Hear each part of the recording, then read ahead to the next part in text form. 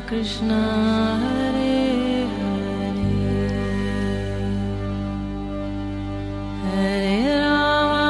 हरे राम राम राम हरे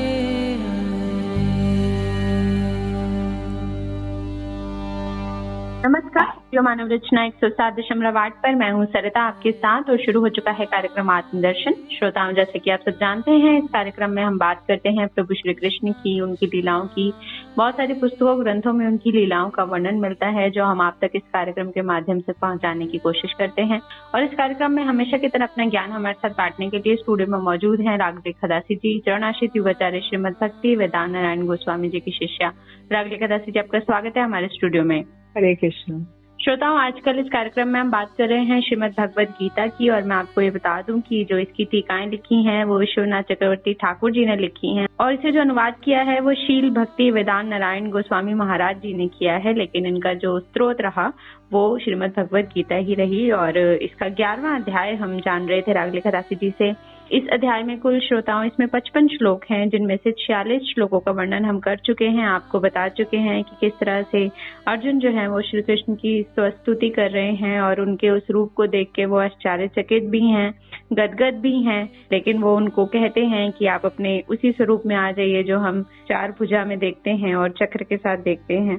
तो बहुत सारा वर्णन जो है श्री कृष्ण कर रहे हैं, उनको समझा रहे हैं, और इस तरह का दोनों का वार्तालाप जो है चल रहा है। तो आज हम बढ़ते हैं इसके 47वें श्लोक की तरफ और जानते हैं इसका वर्णन। जी भगवान कह रहे हैं कि हे अर्जुन, मैंने प्रसन्न होकर अपने आत्मयोग बल से तुम्हें परम तेजो में विश्व रूपी अनंत रूप को दिखाया, जो तुम्हारे अतिरिक्त अन्य किसी को द्वारा मैंने पहले नहीं देखा गया है। तो पहली बार अर्जुन को दिखाया गया और किसी ने ऐसा रूप नहीं देखा है जी। तो भगवान कह रहे हैं कि देवताओं ने इसका दर्शन किया था, बहुत से भक्तों ने इसे देखा, इसमें पहले और किसी ने इस रूप का दर्शन नहीं किया। जिस समय मैं पांडवों का दूत बनकर दुर्योधन की सभा में उपस्थित हुआ, नाना प्रकार की युक्तियों से कौरव पक्ष से तुम लोगों को आधा राज्य दिलवाने के लिए चेष्टा की। उस समय दुष्ट दुर्योधन ने मुझे कैद करने की चेष्टा की। उस समय मैंने धृतराष्ट्र और नाना देशों के राजाओं, संभ्रांत व्यक्तियों के सम्मुख विश्व रूप का प्रकाश किया था। तो इसलिए जब उनको कैद करने की चेष्टा की थी तब उन्होंने विश्व रूप दिखाया था। उस समय मैंने भीष्म, द्रोण और सभा में उपस्थित सभी ऋषियों ने उस तेज का दर्शन करने में असमर्थ होकर अपने नेत्रों को बंद कर लिया था। केवल धृतराष्ट्र की प्रार्थना से मैंने थोड़े काल के लिए उन्हें दिव्य दृष्टि दी थी, इससे वे मुझे देख सके। किंतु तुम मेरे सखा हो, अतः प्रसन्न होकर तुम्हें जिस रूप का दर्शन कराया इससे पूर्व और किसी को नहीं दिखाया गया, तथापि तुम इसे क्यों नहीं देखना चाहते हो। 48वें श्लोक में कह रहे हैं, हे कुरुक्षेत्र, तुम्हारे अतिरिक्त अन्य कोई वेद अध्ययन, यज्ञ, दान, क्रिया और कठोर तपस्याओं के द्वारा इस लोक में ऐसे विश्व रूप का दर्शन करने में समर्थ नहीं है। 49 जो श्लोक है उसमें बता रहे कि मेरे इस भयंकर रूप को देखकर तुम भयभीत और व्याकुल मत हो। तुम निर्भय होकर और प्रसन्न चित्त से मेरे उस चतुर्भुज रूप का अच्छे से दर्शन करो। अर्जुन भयानक विश्व रूप का दर्शन कर भयभीत एवं व्याकुल हो गए। भगवान ने उन्हें सांत्वना प्रदान करते हुए कहा, अब तुम भयभीत और व्याकुल मत हो। दुराचारी दुर्योधन की सभा में जिस समय द्रौपदी का अपमान किया जा रहा था, उस समय भीष्म, द्रोण आदि चुप बैठे रहे। युधिष्ठिर आदि भी रक्षा करने में असमर्थ होकर सिर झुकाकर बैठे थे। दुर्योधन, कर्ण आदि नाना प्रकार के व्यंग और परिहास कर रहे थे। दुशासन ताल ठोक के पूरी शक्ति से द्रौपदी का चीर खींच रहा था। ऐसे असहाय परिस्थिति में द्रौपदी मेरे एकांत शरणागत हुई। उस समय मैंने अधार्मिक दुराचारी दुर्योधन आदि का विनाश करने का संकल्प किया, इसलिए ये संहार कार्य मेरे द्वारा ही होगा। तुम तो निमित्त मात्र हो। तुम्हें ये विश्वास दिलाने के लिए मैंने इस उग्र, विकराल और संहारक रूप का दर्शन कराया है। तुम मेरे नित्य सखा हो, अतः मैं जानता हूँ कि तुम मेरा वह रूप देखकर तुम्हें रुचिकर नहीं होगा। तुम निर्भय होकर अपने इच्छित रूप का दर्शन करो। तो भगवान कह रहे हैं कि मेरा इतना वो देख के तुम्हें ऐश्वर्य भाव आएगा, तो तुम चाहते हो कि मैं पुनः वापस तुम्हारा वैसे ही सखा के रूप में आ जाऊं, तो वही मैं तुमको वो रूप दिखाऊंगा। 50वें श्लोक में कह रहे हैं, संजय ने कहा, महात्मा वासुदेव, श्री कृष्ण ने ऐसा कहकर अर्जुन को पुनः अपने उसी चतुर्भुज रूप को दिखलाया। उन्होंने पुनः सौम्य, द्विज, द्विभुज रूप धारण करके भयभीत अर्जुन को सांत्वना दी। तो भगवान कभी द्वारका में अपना द्विभुज रूप धारण करते, कभी चतुर्भुज हो जाते हैं। तो अब उन्होंने अर्जुन को चतुर्भुज रूप दिखाया और बाद में फिर द्विभुज रूप दिखाया। भगवान ने कंगन, कुंडल, पगड़ी, पीताम्बर आदि से युक्त द्विभुज स्वरूप था और वो सौम्य वपु को प्रकाश कर भयभीत अर्जुन को आश्वासन दिया। 51 श्लोक में कह रहे हैं कि अर्जुन वाचा, अर्जुन ने कहा, हे जनार्दन, आपके इस मनोहर नराकार रूप को देखकर अब मैं प्रसन्नचित हो गया तथा अपनी पूर्व स्थिति को प्राप्त हो गया। श्री कृष्ण यादवों और पांडवों के साथ द्विभुज और कभी कभी चतुर्भुज रूप में क्रीड़ा करते हैं, इसलिए चतुर्भुज रूप को भी मानस रूप भी कहा गया है। तो पांडवों के साथ वो ऐसा रूप धारण करते हैं कभी कभी। भगवान ने कहा, 52 श्लोक में कह रहे हैं, तुमने मेरे जो इस अत्यंत दुर्लभ रूप का दर्शन किया, देवगण भी इसके दर्शन में नित्य अभिलाषा करते हैं। तो भगवान कह रहे हैं कि तुम मेरे इस नर रूप का दर्शन कर रहे हो, तो देवता लोग भी ऐसा रूप दर्शन नहीं कर पाते हैं।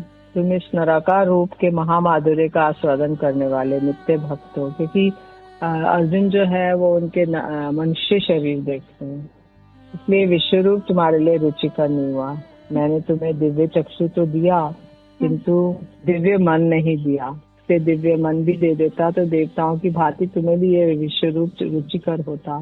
तुम मेरे नित्य सखा हो, तुम अपना सख्य भाव कभी भी त्याग नहीं सकते, इसलिए तुम्हें नराकार रूप ही प्रिय है।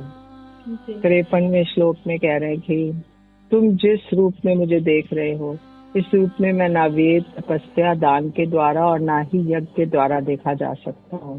तो कोई अन्य लोग वेद करे, तपस्या करे, वेद पढ़े या दान करें या कुछ भी करें, तो वो इस रूप को नहीं देख सकते, क्योंकि भगवान की कृपा होगी, वो ऐसे दिव्य नेत्र देंगे तभी उनका ऐसा रूप दिखाई दे सकता है।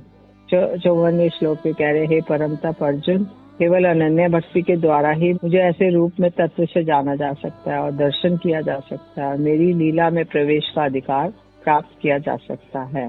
55वें श्लोक में अब भगवान गीता शास्त्र के सारभूत अर्थ को बतला रहे हैं।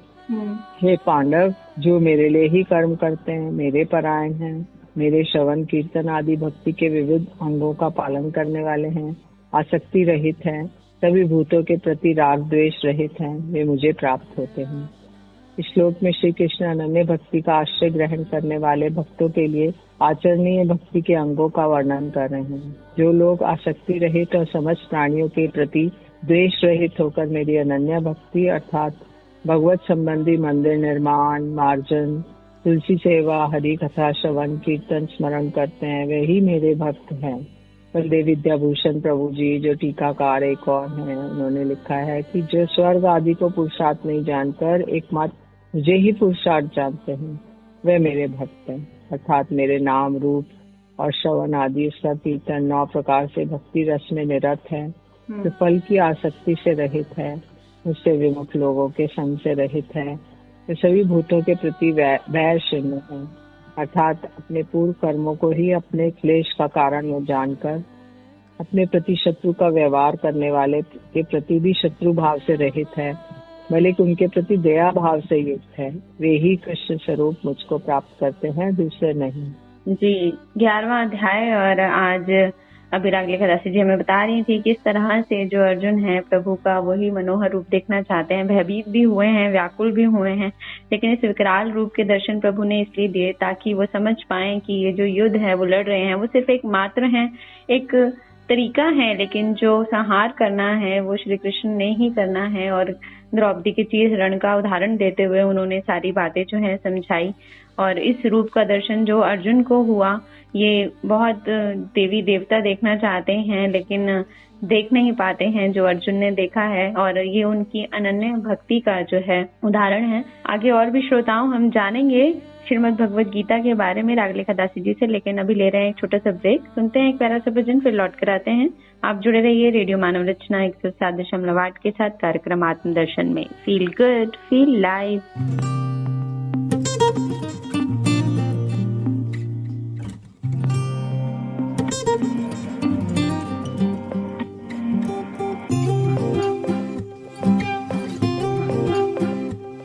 एक नजर कृपा की कर दो लाडली श्री राधे। एक नजर कृपा की कर दो स्वामिनी श्री राधे। एक नजर कृपा की कर दो स्वामिनी श्री राधे। श्री राधे श्री राधे श्री राधे श्री राधे श्री राधे श्री राधे श्री राधे श्री राधे। दासी की भक्तों की दासी की झोली भर दो स्वामिनी श्री राधे। भक्तों की झोली भर दो स्वामिनी श्री राधे। दासी की झोली भर दो स्वामिनी श्री राधे। दासी की झोली भर दो स्वामिनी श्री राधे। लाडली श्री राधे लाडली श्री राधे लाडली श्री राधे लाडली श्री राधे। भक्तों की झोली भर दो लाडली श्री राधे। भक्तों की झोली भर दो लाडली श्री राधे। दासी की झोली भर दो लाडली श्री राधे। दासी की झोली भर दो लाडली श्री राधे।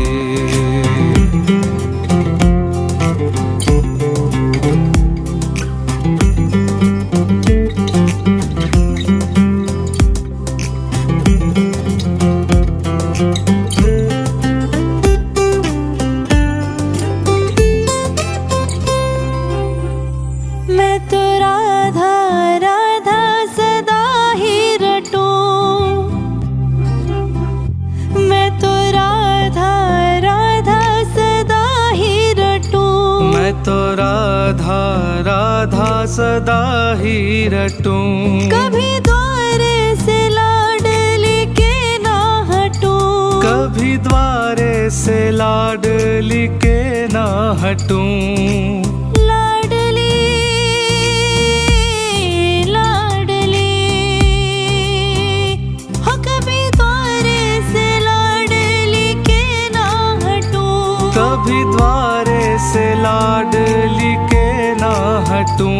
कभी द्वारे से लाडली के ना हटूं। मेरे शीश कमल पग धर दो लाडली श्री राधे। मेरे शीश कमल पग धर दो लाडली श्री राधे। मेरे शीश कमल पग धर दो लाडली श्री राधे। एक नजर कृपा की कर दो स्वामिनी श्री राधे। एक नजर कृपा की कर दो स्वामिनी श्री राधे।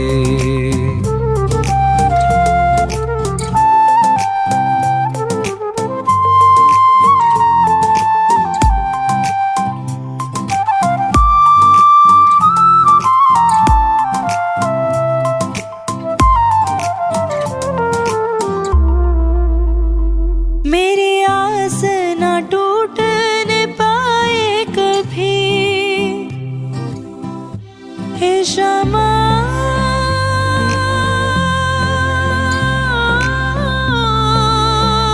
क्षमा क्षमा। मेरी आस न टूटने पाए कभी। मेरी आस ना टूटने पाए कभी। इस तन से प्राण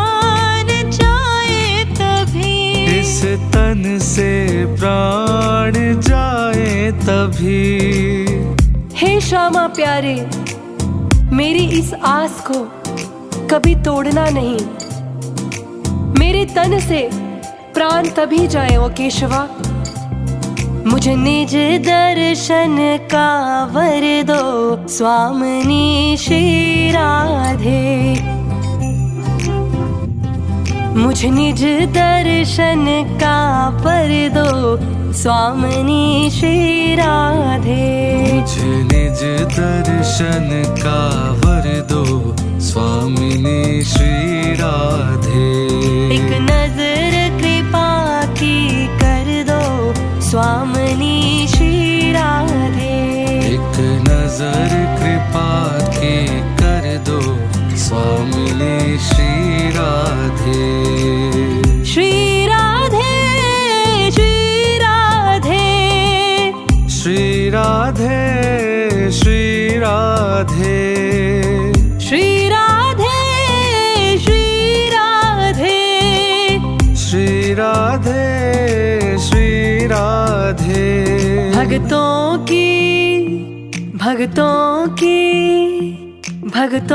की झोली भर दो स्वामिनी श्री राधे। भक्तों की झोली भर दो स्वामिनी श्री राधे। दासी की झोली भर दो स्वामिनी श्री राधे। दासी की झोली भर दो स्वामिनी श्री राधे। हरे कृष्णा कृष्णा कृष्णा हरे हरे, हरे रामा राम राम हरे हरे। हरे कृष्णा कृष्णा कृष्णा हरे हरे, हरे रामा राम राम हरे हरे। हरे कृष्णा कृष्णा कृष्णा हरे हरे, हरे राम राम राम हरे हरे। हरे कृष्णा कृष्णा कृष्णा हरे हरे, हरे राम राम राम हरे हरे। हरे कृष्णा कृष्णा कृष्णा हरे हरे, हरे राम राम राम हरे हरे। हरे कृष्णा कृष्णा कृष्णा हरे हरे, हरे राम राम राम हरे हरे। बोलो श्री राधे जय श्री राधे। बोलो श्री राधे जय श्री राधे।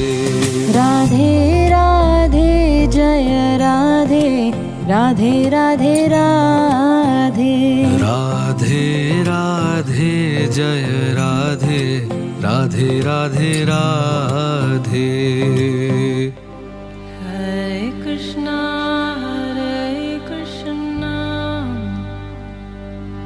कृष्णा कृष्णा हरे हरे, हरे राम राम राम हरे हरे। स्वागत है श्रोताओं, आप सभी का एक बार फिर रेडियो मनोरंजन 107.8 पर। मैं हूँ सरिता आपके साथ और कार्यक्रम आत्मदर्शन में श्रीमद् भगवद गीता का वर्णन चल रहा है। जैसे कि मैंने बताया कि इसके जो टीकाकार हैं वो विश्वनाथ चक्रवर्ती ठाकुर जी हैं और इसे अनुवाद किया है शील भक्ति वेदांत नारायण गोस्वामी महाराज जी ने। और इसका 11वां अध्याय जो है हमने समाप्त किया अभी। इसमें कुल 55 श्लोक थे जिनका वर्णन हमने जाना और इस पूरे अध्याय में जो है हमने प्रभु के उस विकराल रूप के या कहें विश्व रूप, विराट रूप, ऐश्वर्य रूप के दर्शन का वर्णन जाना जो श्री कृष्ण ने युद्ध भूमि में अर्जुन को दिखाया और अपने दिव्य चक्षु उनको दिए ताकि वो इस स्वरूप का दर्शन कर सकें, सिर्फ उनको ये समझाने के लिए, बतलाने के लिए कि ये कितना जरूरी है, जो वो युद्ध नहीं करना चाहते थे अपने भाइयों के साथ और किस वजह से ये युद्ध हुआ और किस तरह का जो उस समय का वहाँ पर वातावरण था वो हो गया था। ये सब इन सबको समझाने के लिए उन्होंने अर्जुन को जो है अपने इस रूप के दर्शन कराए। तो ये हमने जाना। तो रागलिका दासी जी, इस पूरे अध्याय में हमने ये रूप जाना, उससे पहले जो थे हमने प्रभु की विभूतियों का वर्णन किया था। तो जब हम एक आम प्राणी के रूप में सोचते हैं तो प्रभु के बहुत सारे रूप हैं। हमने उनके इतने अवतार देखे हैं, श्री कृष्ण ने इतने अवतार लिए हैं, हर रूप में उन्होंने शायद कुछ न कुछ एक जन कल्याण को समझाने की, एक जन को समझाने की कोशिश की है, बताने की कोशिश की है। तो हम इस कलयुग में किस तरह का जो है उदाहरण जो है गीता से ले सकते हैं, किस तरह का हमें संदेश देती है गीता इस कलयुग में जीने के लिए? गीता एक शरणागति का प्रवेश द्वार है, लेकिन उसके बाद हमें वास्तव में जैसे एक महल है, उसका एक दरवाजा है बड़ा सा, तो उसमें प्रवेश कर जाएंगे तो उसके बाद भीतर जाना पड़ेगा। तो इसके बाद जो श्रीमद् भागवतम चैतन्य चरितामृत है वो आगे के ग्रंथ हैं और आगे का हमें रास्ता दिखाते हैं। तो हमें शुद्ध भक्ति करके हम भगवान का जो प्रेम है उसको प्राप्त करना है। तो शुद्ध भक्ति का परिभाषा है कि अन्य अभिलाषिता शून्यम, और कृष्ण भगवान के अतिरिक्त, भगवान की भक्ति के अतिरिक्त अन्य अभिलाषाओं से हम शून्य हों और ज्ञान कर्मों से ढकी हुई भक्ति ना हो, और कृष्ण अनुकूलेन कृष्ण अनुशीलनम, भगवान का अनुकूल भाव से हम अनुशीलन करें तो ऐसी ही उत्तमा भक्ति कहलाती है। तो इस उत्तम भक्ति को करने के बाद ही हम लोग उस प्रेम को प्राप्त कर सकते हैं जो कि सुदुर्लभ है, जो कि जो टॉप मोस्ट, मतलब उसके ऊपर कोई और चीज नहीं है। जैसे हिमालय की चोटी पे आप पहुंच जाए, माउंट एवरेस्ट पे, उसके बाद कहीं और जाना नहीं रहता है। तो ऐसे ही जो हम अगर ये शुद्ध भक्ति करेंगे तो शुद्ध हमें भगवान का प्रेम प्राप्त होगा, राधा कृष्ण की सेवा में नियुक्त हो सकते हैं। तो ये जो गीता है एक हमारा प्रवेश द्वार मात्र है। तो कैसे हमें सब संसार में रहते हुए कर्म योग, ज्ञान योग, भक्ति योग कैसे क्या व्यवस्थित है और कैसे क्या करना है वो सब हमको पता चलता है। जी रागलिका दासी जी, अगर मैं आपके व्यक्तिगत जीवन की बात करूं तो किस तरह से, क्या आप शुरू से ही श्री कृष्ण की भक्त रही हैं या कोई ऐसा आपकी जिंदगी में मोड़ आया था जो आप इस तरफ जो है विमुख हुई? नहीं, ऐसा था। हम लोग पहले, मैं भी ऐसे ही संसारे के कुछ की तरह रहते थे और सब देवी देवताओं की पूजा करते थे और सब कुछ करते थे। तो 1995 में मेरे गुरुजी मुझे मिले, श्री भक्ति वेदांत नारायण गोस्वामी महाराज, और वही बस मेरे जीवन का एक बहुत बड़ा मोड़ हो गया। और उसमें उन्होंने फिर मेरे को भगवान का हरि नाम और दीक्षा दिया और उसके द्वारा फिर हम धीरे धीरे उनका संग किया। हमने उनकी कथाएं सुनी, उनके लेक्चर्स सुने और सब करते करते धीरे धीरे हमको पता चला कि जीवन का वास्तविक उद्देश्य क्या है और हम कौन हैं, कहाँ से आए हैं, कहाँ हमें जाना है। तो मतलब पूरा 180 डिग्रीज चेंज आ गया लाइफ के अंदर और हमें जीवन का एम एंड ऑब्जेक्ट पता चल गया। और इससे पहले हम लोग बस एक अंधकार में जी रहे थे, कुछ एमलेस लाइफ थी और कुछ भी हमें पता नहीं था। तो अभी सब कुछ क्लियरली गुरुजी ने हमें दर्शाया और अपने लेक्चर्स, अपना संग प्रदान, अपने ग्रंथ प्रदान करके तो हमारे जीवन को ऐसे धारा को मोड़ा। तो इसलिए जीवन में ब्रह्मांड भ्रमिते कोनो भाग्यवान जीव, गुरु कृष्ण कृपा पाए भक्ति लता बीज। तो ब्रह्मांड में भ्रमण करते करते कोई भी एक अच्छा सदगुरु अगर मिल जाए तो वो हमारे हृदय में भक्ति लता का बीज अगर वपन कर देगा तो फिर हमारी यात्रा, एक नई यात्रा शुरू हो जाएगी। और नहीं तो हम ऐसे ही भटकते रहेंगे 14 ब्रह्मांडों में, ऊपर नीचे भ्रमण करते रहेंगे और हमारा कुछ नहीं हो सकता। तो इसीलिए एक सदगुरु का जीवन में प्रवेश होना एक बहुत बड़ी बात है, बहुत बड़ा, अत्यंत आवश्यक है। फिर उसके बाद हम उनको फॉलो कर सकते हैं जैसा वो बताते हैं, जैसा इंस्ट्रक्शन देते हैं। और उसके बाद जो वैष्णव होते हैं तो वैष्णव लोग हमें और आगे का पथ दिखाते हैं। जी तो श्रोताओं, इस श्रीमद् भगवद गीता के जो 7 से 12 तक अध्याय हैं वो भक्ति योग के ही हैं और ये 11वां अध्याय भी इसी में से था। अगला जो अध्याय है 12वां वो भी भक्ति पर ही है। उसके बाद हम ज्ञान की तरफ बढ़ेंगे, लेकिन आज के लिए बस इतना ही। हम अगले एपिसोड में 12वें अध्याय की शुरुआत करेंगे। लेकिन आज के लिए रागलिका दासी जी आपका बहुत बहुत शुक्रिया हमारे स्टूडियो में आने के लिए। राधे राधे जी। तो श्रोताओं, भक्ति को अपने जीवन में अपनाएं, प्रभु को समझने जानने की कोशिश करें, उसमें अपने जीवन को बिताने की कोशिश करें। आप इस संसारिक युग में रहते हैं, संसार में रहते हुए भी आप प्रभु को प्राप्त कर सकते हैं, उसकी भक्ति को जान सकते हैं, लेकिन ये सब होगा सिर्फ एक कोशिश करने से। तो आप इस प्रोग्राम के विषय में अगर कुछ कहना चाहते हैं, आपकी कोई राय है, तो आप हमें SMS कर सकते हैं 8010781078 पर। आज के लिए हमें दीजिए इजाजत और आप सुनते रहिए रेडियो मानव रचना 107.8 पर आने वाले अन्य कार्यक्रमों को भी। Feel good, feel live.